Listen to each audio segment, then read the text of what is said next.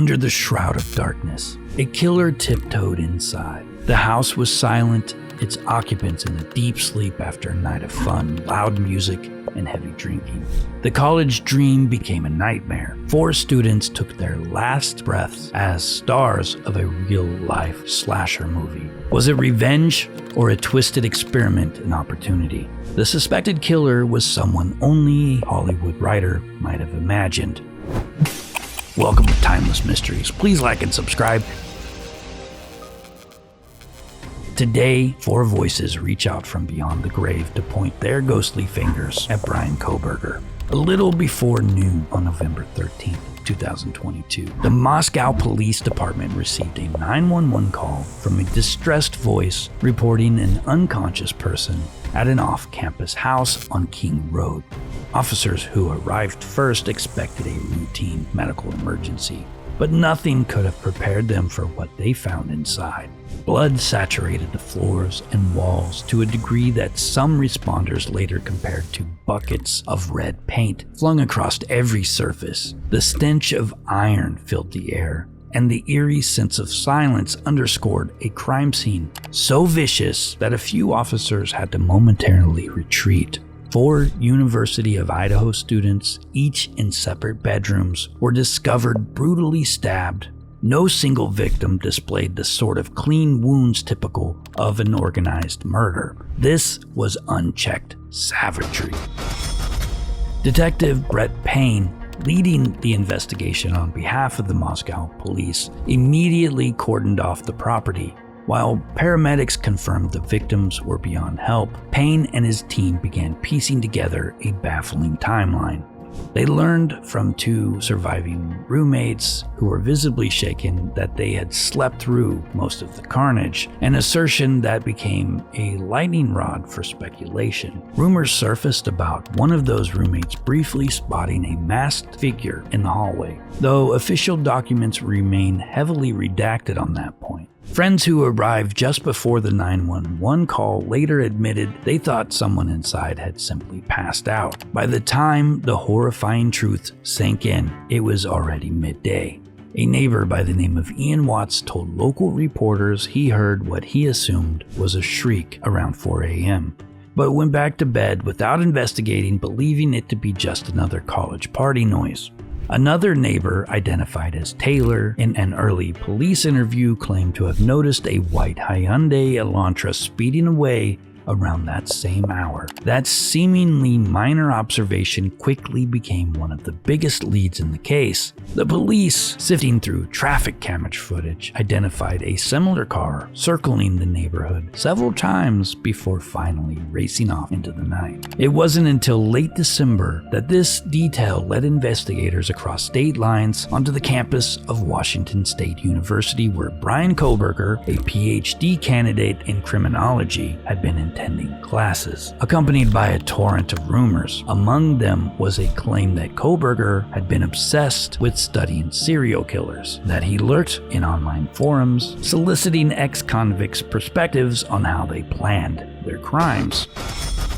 A portion of this rumor appeared to have some merit, as screenshots emerged of a research survey posted under Kohberger's name, seeking input on emotional and psychological experience of committing offenses. Though the survey never mentioned homicide, sleuths on social media interpreted as a window into a mind potentially fascinated by violent acts. A classmate from his graduate program, who asked to remain anonymous in interviews, remembered Kohberger as a highly intelligent man, but oddly detached. Someone who would take a conversation about deviant behavior far deeper than anyone else in the room was comfortable with. Although Ph.D. student David Miller told a local reporter that Kohberger could make your skin crawl with the questions he asked. Whether his curiosity was purely academic or something darker remains at the heart of speculation. The official affidavit against Kohberger, though still partially sealed, revealed phone records placing him near the King Road residence on multiple occasions prior to the murder. It also detailed the discovery of unidentified DNA on a knife sheath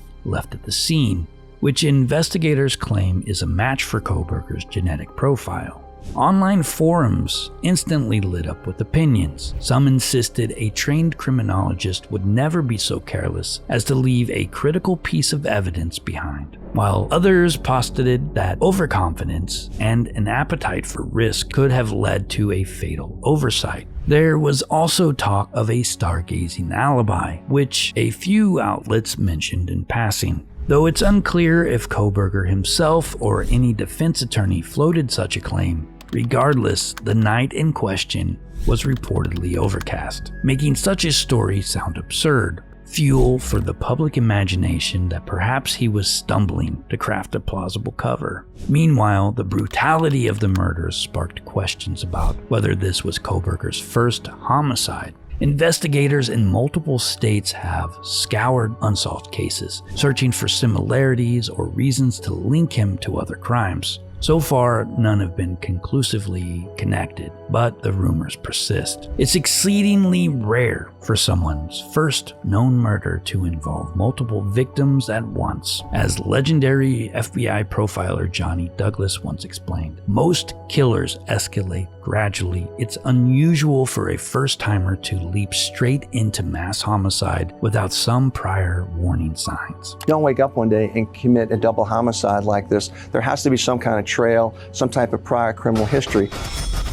Some amateur sleuths point to a 2021 stabbing in Salem, Oregon, which remains unsolved, while others draw parallels to older attacks in Pennsylvania where Kohberger had once lived. There is nothing concrete tying him to these cases, but it's part of the public's desperate need to make sense of how 4 people could die with such violence in one location. Adding to the maelstrom of confusion is the fact that the King Road house was slated for demolition shortly after the police had gathered their evidence. Officials say the building's owner donated the property to the University of Idaho and that tearing it down would help the community move forward. Yet skepticism runs deep. Some wonder if vital evidence could still be hidden within the structure, while others see the demolition as a way to prevent gawkers from turning the location into a grisly tourist spot. Either way, the structure that once loomed as a chilling testament to this crime is now gone, taking with it an unholy aura that had cast a shadow across its entire neighborhood. Throughout all of this, Detective Payne and the rest of his investigative team have kept a tight lid on the more stomach-churning specifics, likely to ensure the integrity of court proceedings. Even so, details slip through the cracks in the form of hushed talk among locals. Several people claimed that at least one victim's bedroom showed signs of a fierce struggle, leaving deeper and more erratic blood patterns splashed across the walls. Others speak of footprints in the hallway that appeared to indicate hurried, possibly panicked movement. The gore was reportedly so overwhelming that it took forensic techs longer than usual to systematically photograph and swab all relevant surfaces. Those close to the case have said off record that the entire investigation has been a test of will, requiring them to remain objective in the face of unimaginable savagery. If Kohberger is the killer, the question that lingers is motive.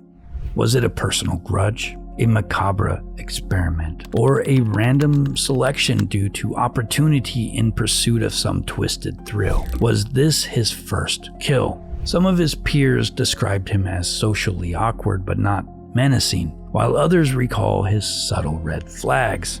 Bryan seemed like he was on the knife's edge between exhaustion and burnout, and at the time it was extremely difficult to tell which was which. A fascination with the emotional aftermath of murders, and an unsettling aloofness during group discussions on violent crime, and an apparent desperation to fit into academic circles. Many have noted the irony of a criminology student being charged with a quadruple homicide, as though he were studying the subject from the inside out. Speculation abounds that he might have believed his training could help him outsmart law enforcement, but in the end, the white Elantra sightings and the DNA evidence may have tied him to the scene in a way no knowledge of police procedure could undo. Still, the entire case remains shrouded in partial darkness. Moscow's residents have grown both angry and impatient, tired of rumors and rumors alone. They want an unambiguous explanation. How did someone manage to kill 4 people in one house without waking the entire neighborhood? Why did the survivors wait until nearly noon to call for help? How many times had Kohberger, if he is indeed guilty, driven past the house before deciding on the final strike? Answers are promised at the trial, set to be one of the most scrutinized legal spectacles in Idaho history. Prosecutors will present their meticulously gathered evidence, and the defense will no doubt try to poke holes in the timeline, the forensics, and the characterizations of Kohberger as a lurking threat. What stands in the balance is the city's sense of safety. Until a definitive verdict is reached, the entire community remains in a state of tense vigilance, grieving their murdered classmates. He so effortlessly put anyone and everyone around him in a good mood. These traits are something I strive to obtain every single day.